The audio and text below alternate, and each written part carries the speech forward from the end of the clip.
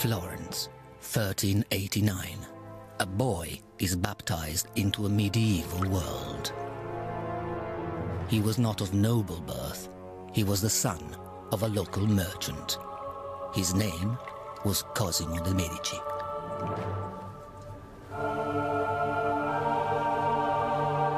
From humble beginnings, his dynasty would seek power and influence and not stop until they secured the papacy itself. Theirs was a world where power came at a price.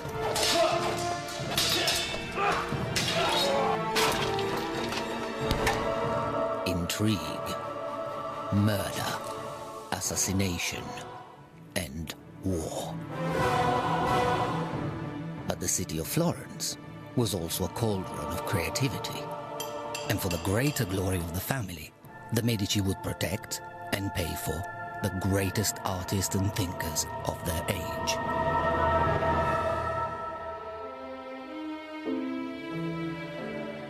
Michelangelo, Brunelleschi, Botticelli,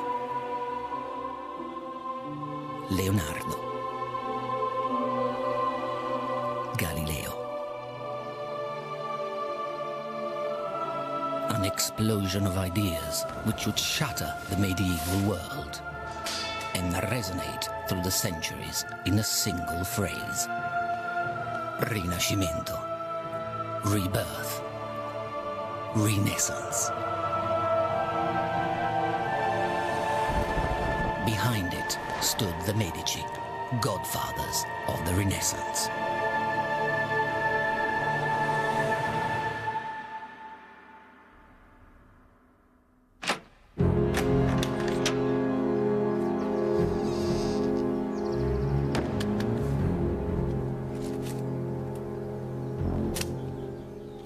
At the dawn of the 15th century, an illicit trade had begun. Men scoured Europe in search of treasure. Somewhere in the confines of the Holy Church lay their prize. Not the jewel-encrusted relics or sacred icons of medieval Christendom.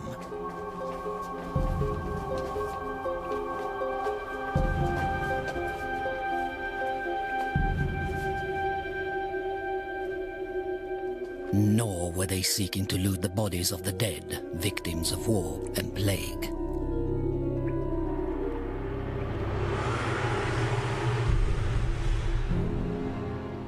But hidden in the darkest vaults of the church lay a prize far older and more precious, and sometimes far more dangerous.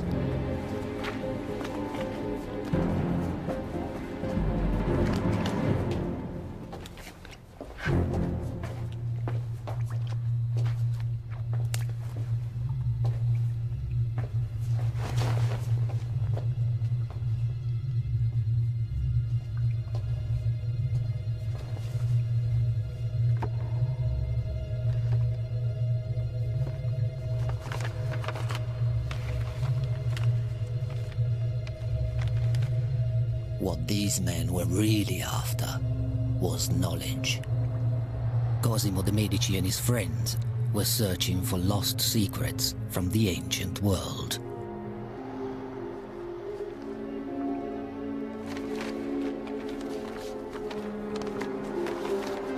The shared feeling at the time was that the achievements of the classics in many fields, from philosophy to architecture, from rhetoric to sculpture, were unsurpassed.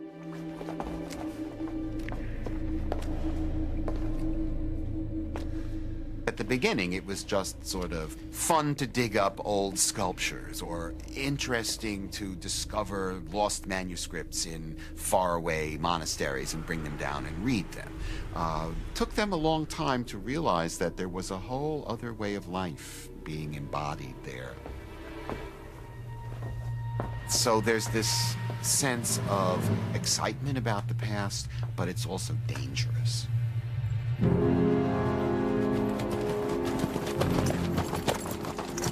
From across Europe, ancient learning was carried back to Florence, the city of Cosimo's birth.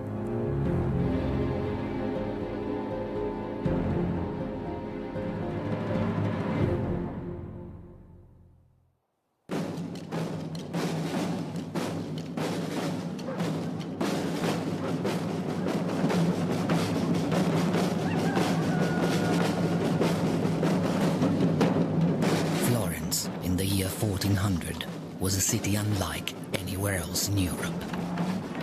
This major trading center at the heart of Tuscany was a republic in which powerful families vied with each other for political control. Florence was the place to be. As we all know, every age has a place. In the late 19th century, it was Paris. In the late 20th century, maybe it was New York. At the turn of the 14th and 15th centuries, it was Florence.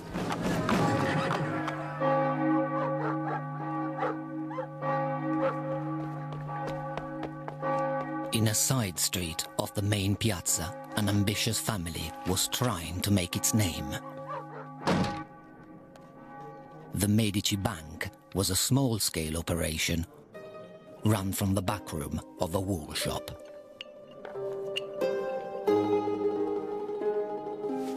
The growing business was managed by Cosimo's father, Giovanni de' Medici.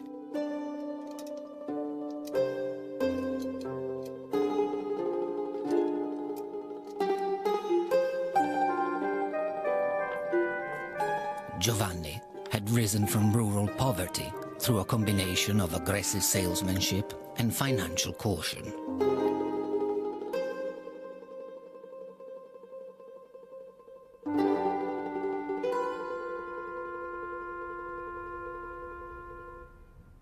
He chose his clients very carefully. It wasn't just profit he valued, it was loyalty. This is a society in which, for your guarantees of protection, you look to a man, and he is your patron and you are his client, and all the other people associated with him are your friends, so that you can achieve almost anything with this web or network of friends of friends. Baldassare Cossa was a former pirate who had embarked on an alternative career in the church. Now he had ambitions to enter the Vatican, even to become Pope himself.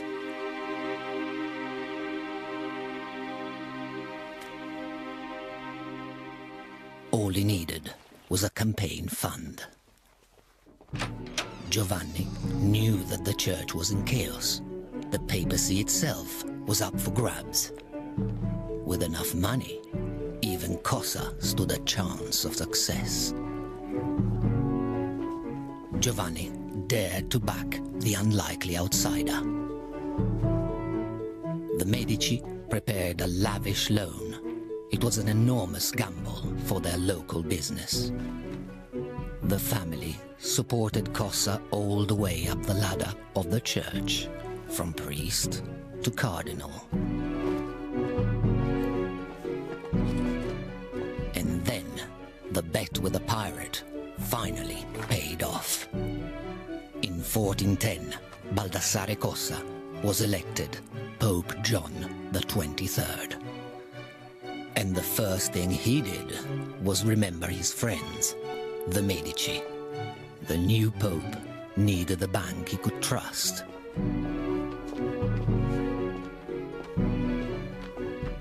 Giovanni and Cosimo completely control the papal account. They become known as God's bankers. That's what the Medici becomes known as. And also, of course, they get that account over all the other big Florentine families. So they've made it. They've finally arrived.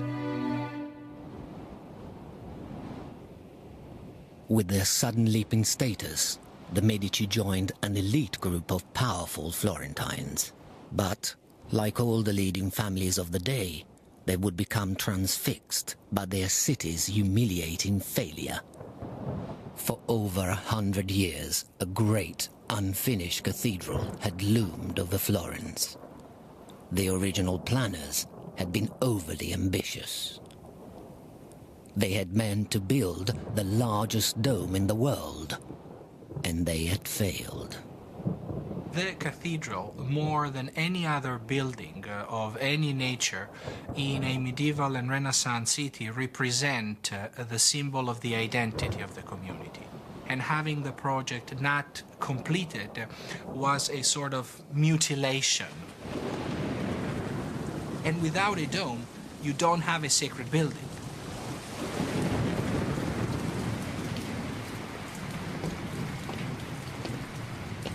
All contemporary building knowledge had been exhausted. Now, the city looked for fresh ideas from a new generation.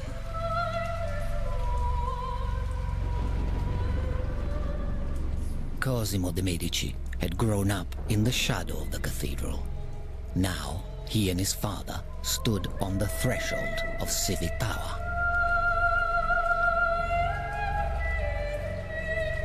Perhaps they could apply their enterprising spirit to the greatest problem of the age, and in the process win glory and power for the Medici family.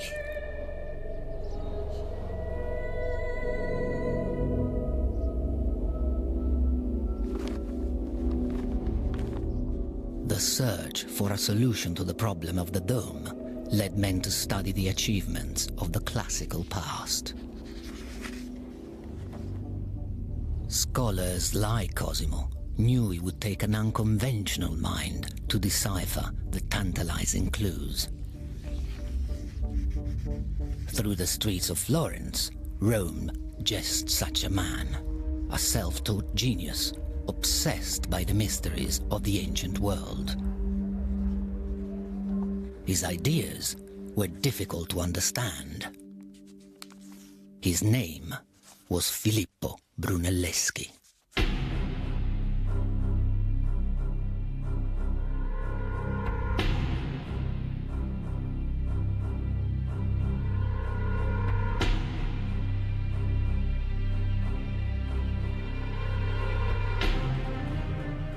I think that the G word of genius is something that people are reluctant to use these days, but I think is very applicable in the case of Brunelleschi.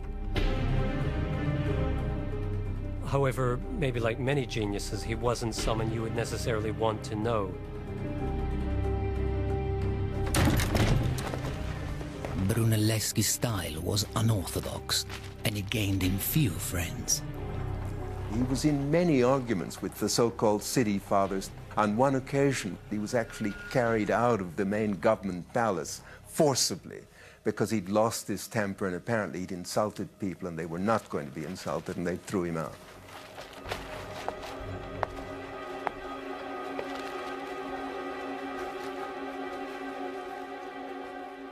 But the family, who had sponsored a pirate for a pope, were not daunted by the temper of a maverick architect.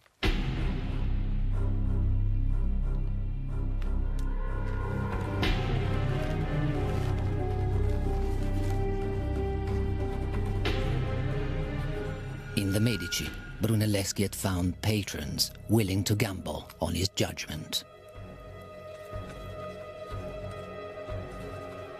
Brunelleschi's vision would resurrect forgotten concepts of the past.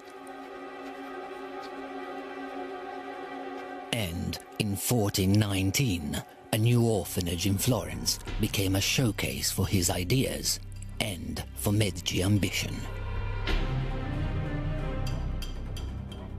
Brunelleschi was using the classical orders of architecture, something that hadn't been used in over 1,000 years. And the people of Florence were so amazed by this that it's said that they gathered on the building site, much to the inconvenience of the workmen, and actually watched this happening because they simply hadn't seen anyone build in that style before.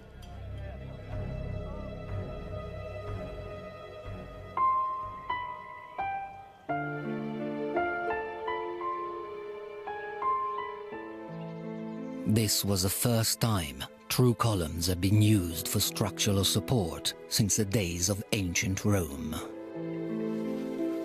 Out of Brunelleschi's turbulent mind had come a vision of classical simplicity.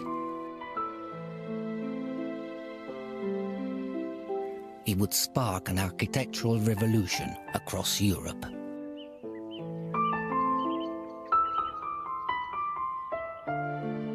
Innovation and ambition went hand in hand. And for the Medici, this was only the beginning. Brunelleschi was the house architect. They were very close. There was a clear fit between what Cosimo wanted and what Brunelleschi could give him. And it very much was about recreating a great classical city on the lines of Rome.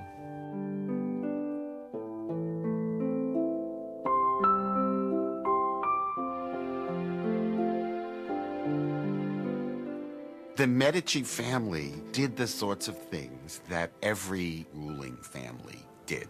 You try to get power by various public and private dealings, and then you try to promote your image to the rest of the world through art and literature and having people write about you, being a patron of things that can serve your ends.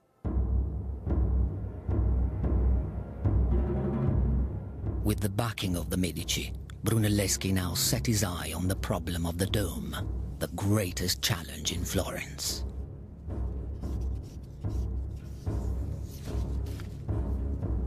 Brunelleschi set to work. Cosimo would publicly support him. The church authorities were desperate, offering a massive cash prize for a solution. Brunelleschi's model showed the largest unsupported dome in Christendom. But he was fearful his ideas would be stolen. He wrote his calculations in code and refused to explain the details of his plan. The cathedral authorities demanded some kind of demonstration before they would award the prize. So Brunelleschi challenged them to stand an egg on its end. When they failed, Brunelleschi broke the bottom of the egg, and it stood up. The men complained that his solution was so obvious. Brunelleschi protested. Of course it was, and so would be the solution to the dome if he showed them his plans. The authorities gave in to the stubborn architect. The commission for the dome was his. But what Brunelleschi would now attempt was unprecedented and fraught with danger. He would have to rewrite the rules of Western architecture, and there was no certainty of success. For inspiration, Brunelleschi turned to the greatest civilization of the ancient world. And in Brunelleschi's wake came Cosimo, the papal banker, anxious to see things for himself. In ancient Rome, men had constructed architectural marvels. Buildings such as the Pantheon, the House of the Gods, the largest freestanding dome in the world. One of the most fascinating buildings in ancient Rome was definitely the Pantheon. It was one of the most fascinating buildings in the collective imagination of the Western world for a long time. It was really something to be absorbed and assimilated in order to appropriate the techniques of the building, but also the spirit that the dome was expressing.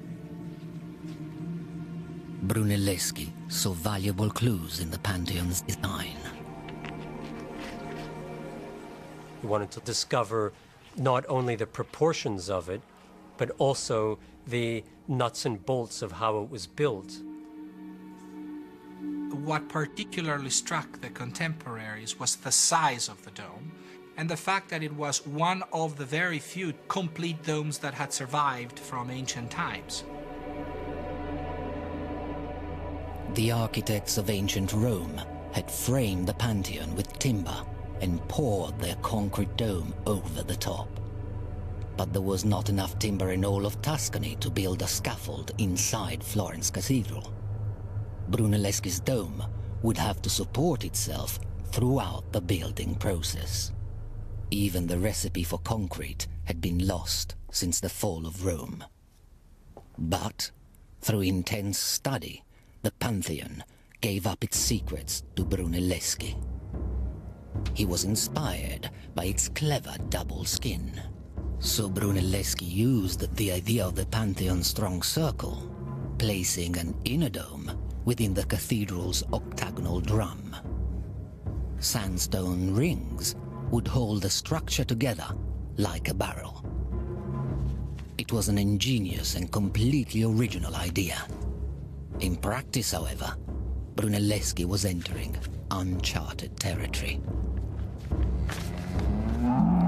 When Cosimo returned to Florence, work on the dome had begun.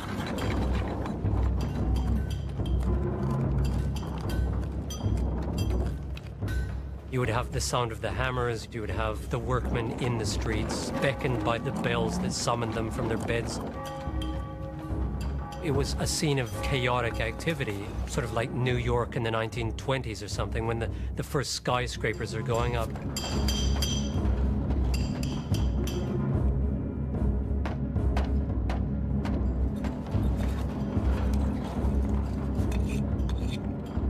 Brunelleschi came fresh to building sites with his own ideas. The workers ate their lunches up on the dome because he didn't want them descending in the middle of the day to go and have their lunch, because then they would be exhausted by the time they got back up the 350, 400 odd steps. But he also served wine to them because that was really the drink that you had in Florence, much safer than water.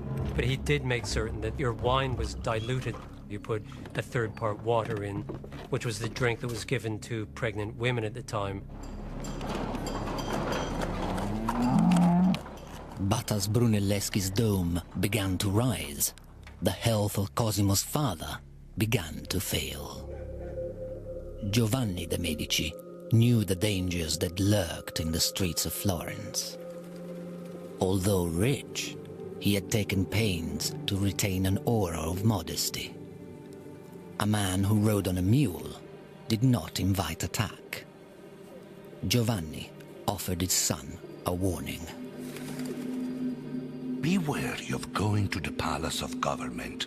Wait to be summoned. Do what you are asked to do and never display any pride. Always keep out of the public eye.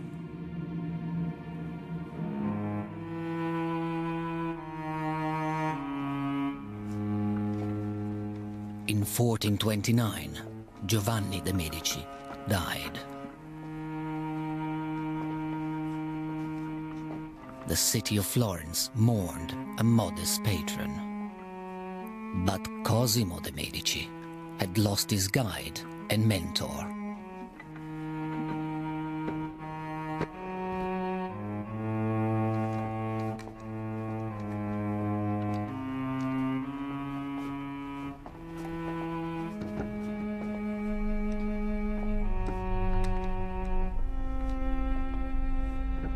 Local custom dictated that Giovanni's corpse be passed through the walls of his home. The wall was then sealed behind him.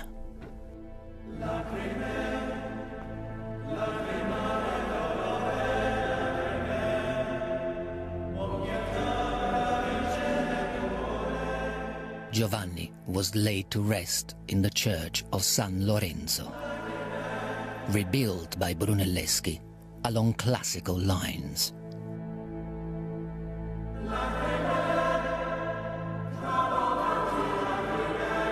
It was now a magnificent temple to the Medici family.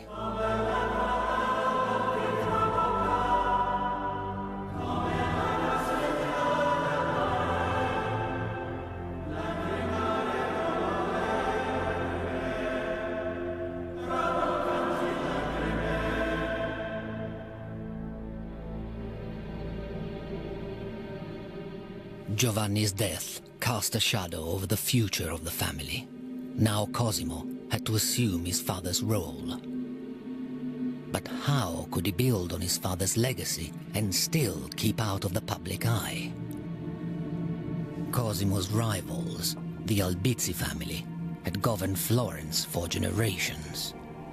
They were wary of any challenge to their power.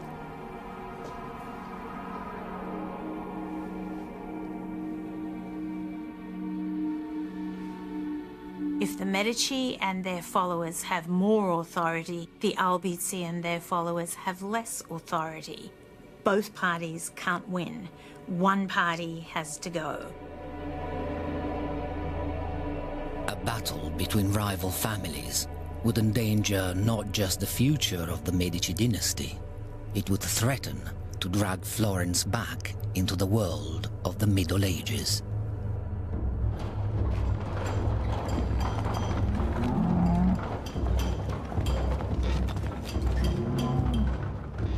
Meanwhile, Brunelleschi also tried to escape the limitations of his age. Brunelleschi was not only an architect, he was an engineer. He had to solve enormous logistical problems when he was building the dome. Foremost among the problems was how to raise sandstone beams weighing 1,700 pounds, 250 feet in the air. What he devised was unprecedented in the history of engineering. Oxen had great strength, great stamina, but you could not make them walk backwards for more than a few steps.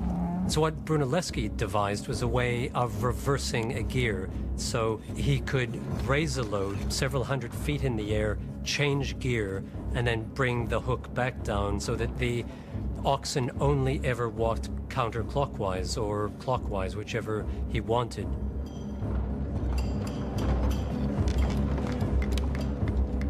But there was still no guarantee that Brunelleschi's intricate design would stand up.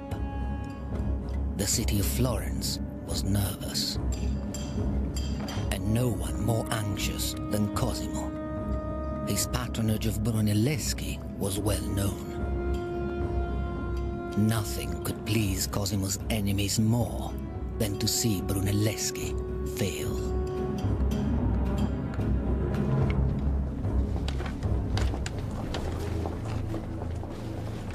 As Cosimo's wealth and power increased, so did the resentment of the ruling Albizzi family.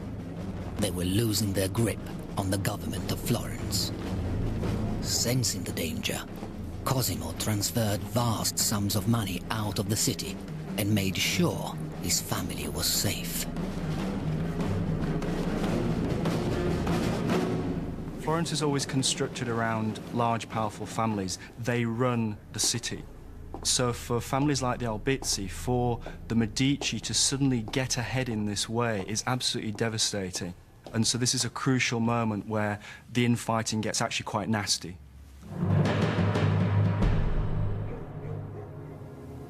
In moments of keen political struggle, and Florence was there in the 1420s and 30s, there were no holds barred.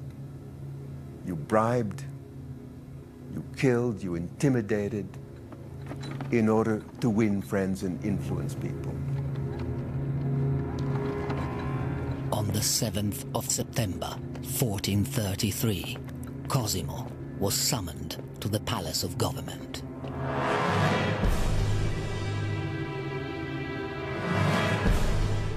The Albizzi were waiting for him. They had hatched a plot to wipe out the upstart Medici.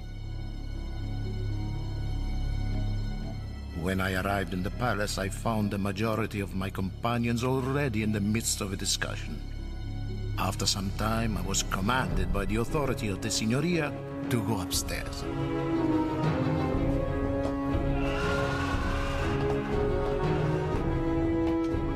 Cosimo was now in grave danger. Even the family's trusted consigliere had been tortured to uncover evidence against the Medici.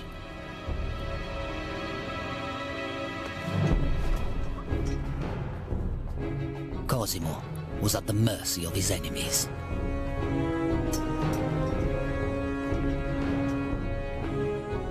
I was taken by the captain of the guard to the cell known as the Barberia.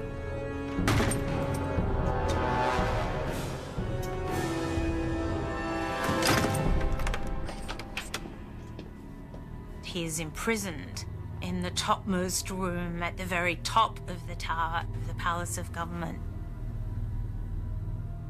He thought he would be flung to the ground. That was his first fear, that he would just be pushed out the window, because this happened quite a lot in this period. And his entire family was terrified that they'd never see him again.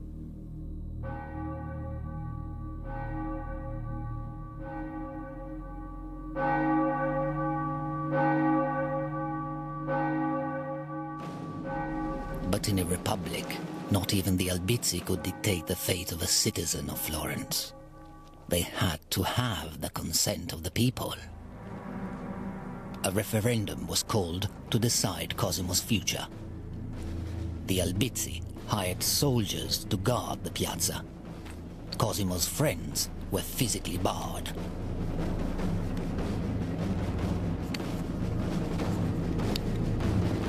Cosimo was accused of treason against the city and her people.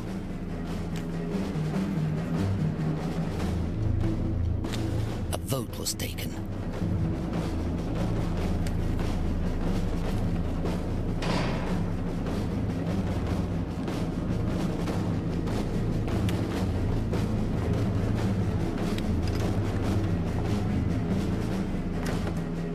Cosimo was found guilty. Now, he faced execution.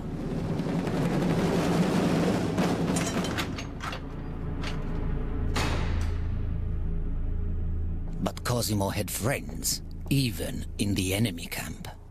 From his cell, he engineered a secret negotiation for his life. Money talked, and Cosimo walked. Probably the reason why his life was spared was because, as he says in his own memoir of the event, that he paid his jailers a hefty bribe to let him out. They were not very bold. They could have had 10,000 or more for my safety.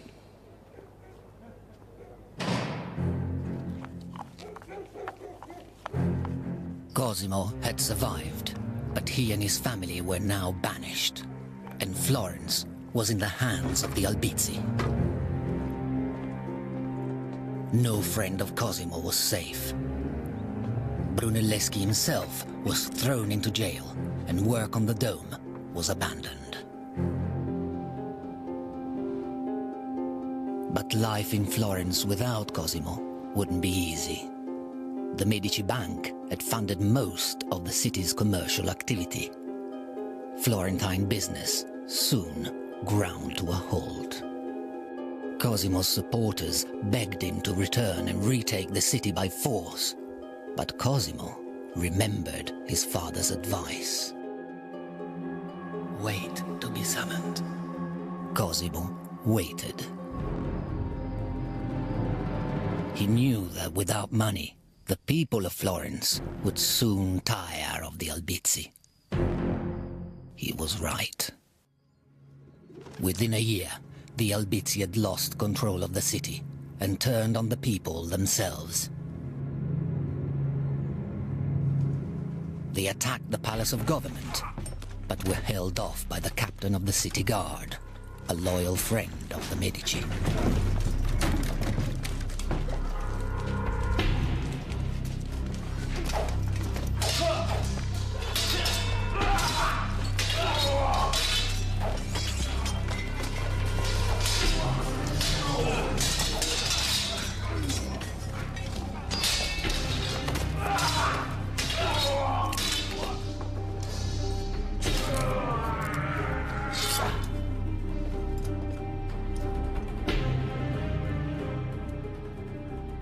But Cosimo had even more powerful friends.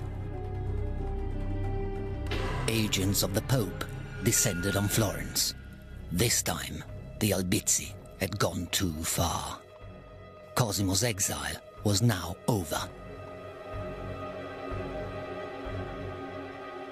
At sunset they bid us come, and we set forth with a great following.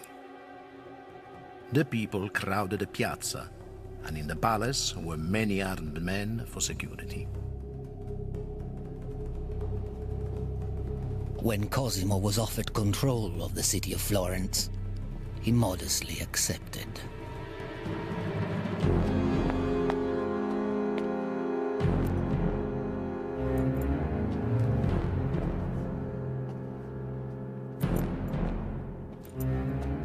Revenge on the Albizzi was selective, but severe.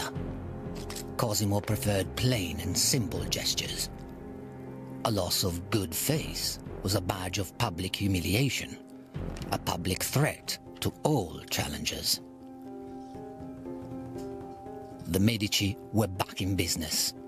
A friend described Cosimo's new power.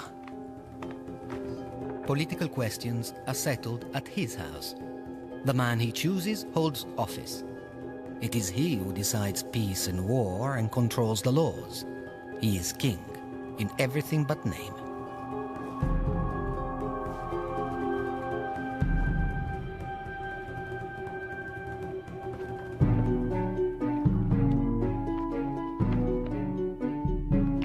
Money began to flood back into Florence. Brunelleschi led his workers back to the Dome.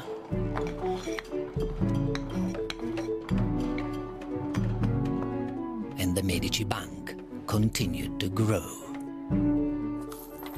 It was basically under Cosimo that the bank expands from this really powerful, solid base. But where the money was diversifying internationally, in having branches from Barcelona to Bruges to Cairo. On behalf of the church, the Medici Bank collected money from every parish in Europe. No one was exempt, and Cosimo's agents threatened excommunication from the church to those who were slow to pay up. The Pope himself opened a huge credit line with the Medici, enough to buy 10 palaces. The Medici Bank was now the most profitable business in Europe. But wealth had never been enough for Cosimo. He began to commission the finest craftsmen of his age. Cosimo developed a strategy in spending money in such a way that wealth would be transformed into prestige and power.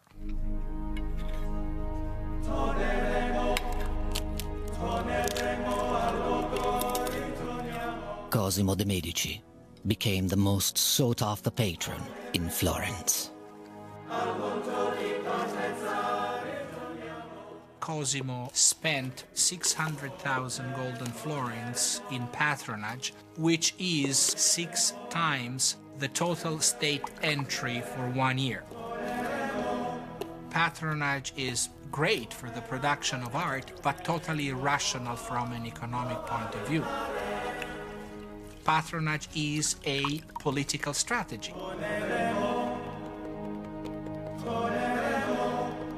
This, in my opinion, is one of the keys to understand the Renaissance.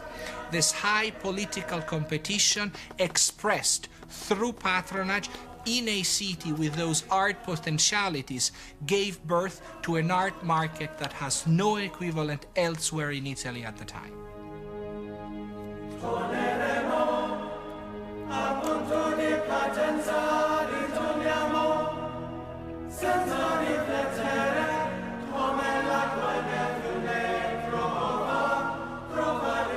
Why the artist needs the patron is very simple.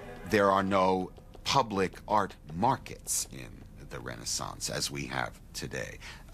You didn't make art and then put it in the shop window and wait for someone to buy it. You only made art when somebody commissioned it from you and paid you for it more or less in advance. But sometimes, as Cosimo discovered, payment alone didn't guarantee results. He had particular problems with the wayward monk and artist Filippo Lippi. Lippi was put into the monastery because he was an orphan, not because he asked to go into the monastery, and he really wasn't suited for that kind of life. He was always breaking out and chasing after women and this sort of thing. One of the things that Cosimo understood is that you get better work out of people when people are happy. So rather than yelling at them and being imperious and demanding and holding them to the letter of every little contract, you might get better work and more reliable work if you treated them like human beings who have other needs and have another life. Cosimo didn't care. If you show up for work and you do what we've commissioned you to do, you can do anything you want on your own time. Cosimo tolerated his temperamental artists because of their talent, and their talents were now widely recognized.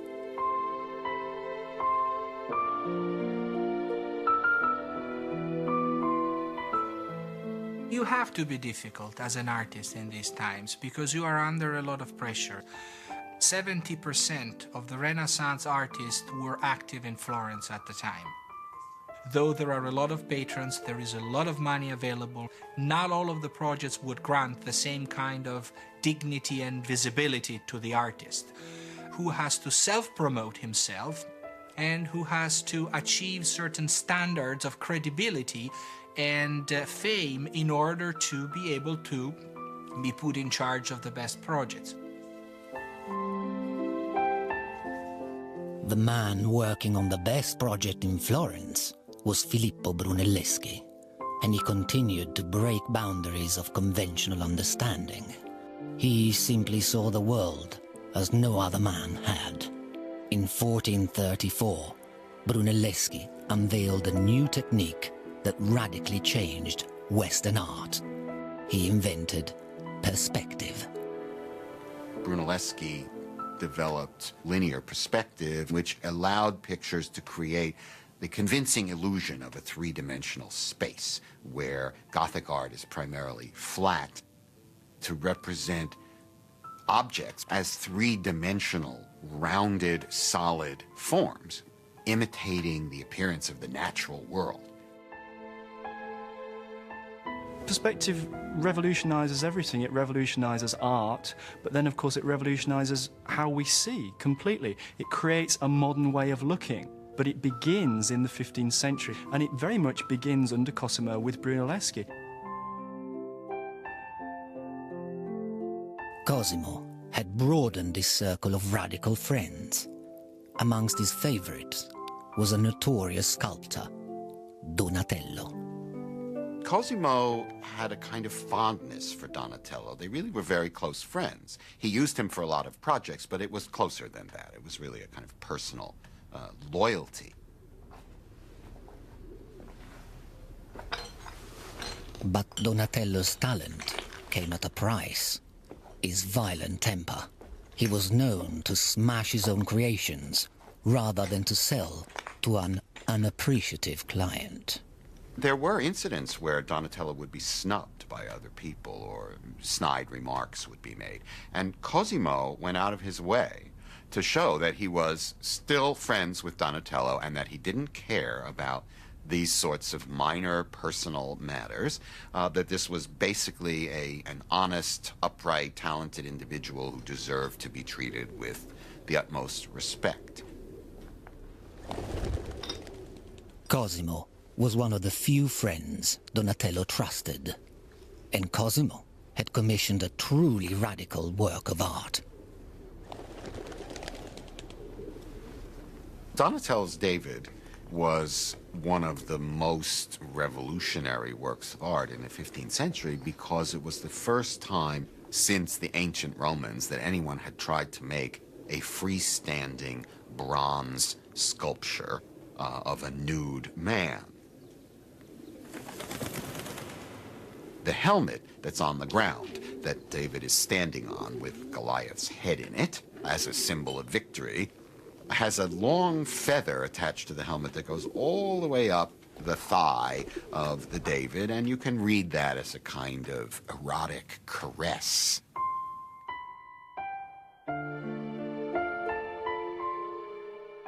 Such a sensual art was frowned upon by many in Florence. Donatello's David is on the edge because Florence, more than any other city of the Renaissance, was associated to sodomia, sodomy, and homosexuality. And there have been 14,000 people tried by the Florentine tribunal in the 15th century for having committed the crime of sodomy. So he was really playing with something very dangerous. But he was willing to take more risk than some of his contemporaries.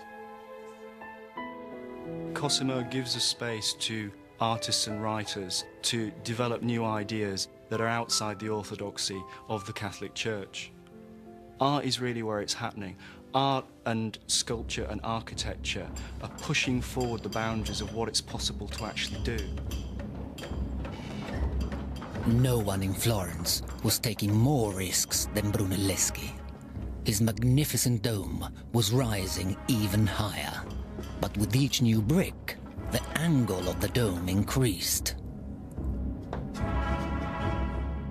This was the critical phase of Brunelleschi's design. One of the major problems Brunelleschi faced when he was building the dome, and particularly when he got to the upper reaches of it, was how he could prevent the bricks from falling inwards. What Brunelleschi did was to insert bands of vertical brickwork to tie the horizontal courses to these vertical ones, which were keyed to courses 5, 6 rows beneath that, where the mortar had dried. Brunelleschi's herringbone design was untried and untested. The slightest miscalculation could result in catastrophic failure. It would have been a disaster, but I would say not as much a disaster in terms of not completing an architectural project, but a disaster in failing in producing the most grandiose symbol of Florentine pride ever.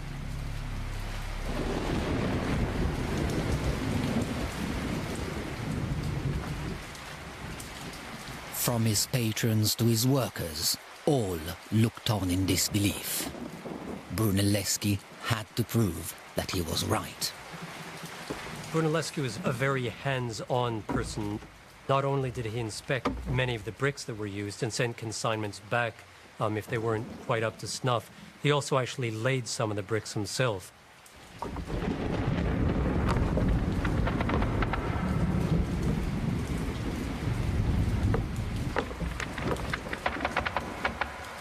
The workers weren't certain at all that this was a viable proposition to lay these on an inward curving vault.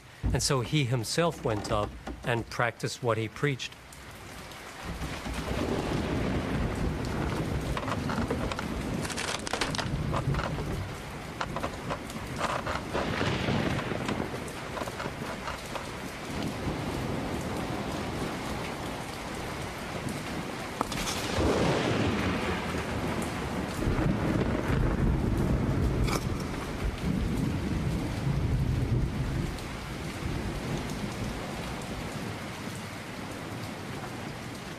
The genius of Brunelleschi had defied all doubt and danger.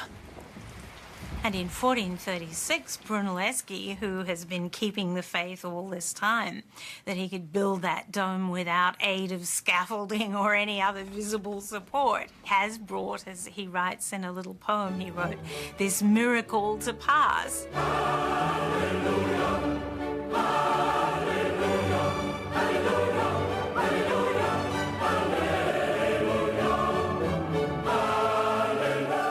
This great achievement had mirrored the rise of the city's most powerful family. And now it towered majestically over the city of Florence, the greatest architectural feat in the Western world.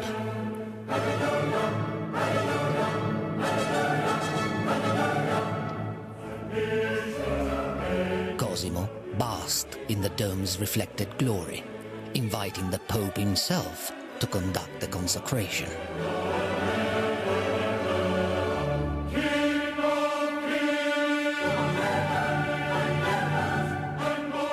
If Cosimo could have looked into the future, he would have seen the story of the Renaissance unfold on the ceiling of the dome itself.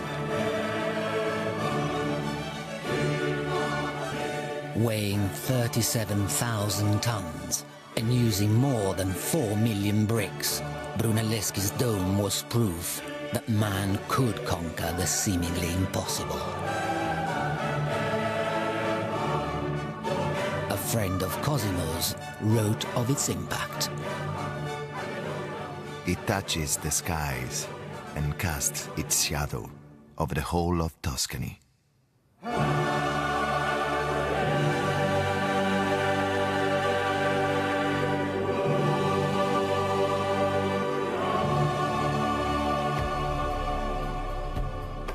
Cosimo was quick to capitalize on the triumph.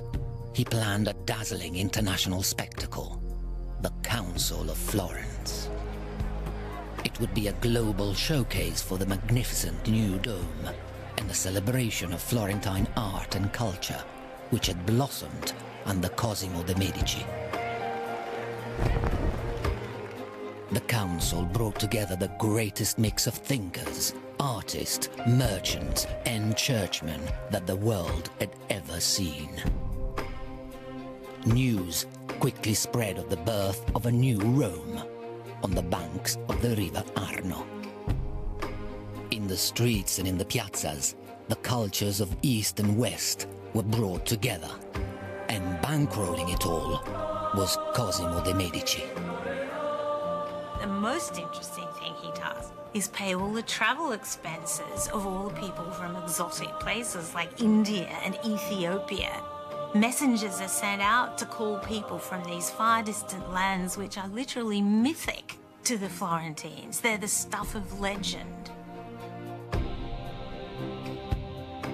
Cosimo's guests gazed in wonder at an explosion of art and culture in the shadow of Brunelleschi's dome. Cosimo was thrilled. He set up public lectures on Plato. It was just the best thing possible. And of course, it also gave him this great political cachet. It was the culmination of everything he'd ever wanted.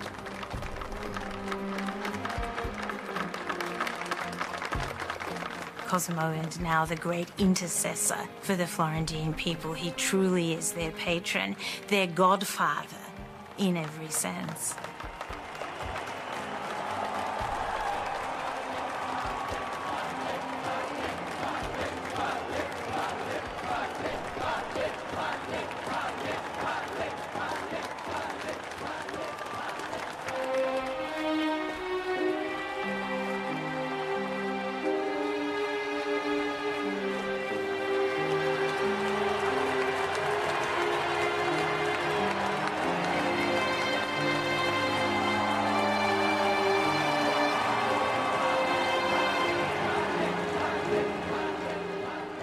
Cosimo had overseen the triumph of his city, but at heart, the godfather of Florence remained a cautious man.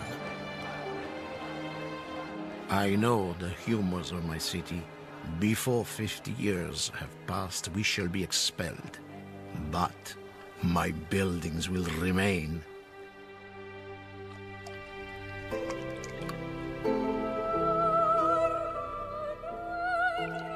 In his final years, he baptized and then buried both a son and a grandson.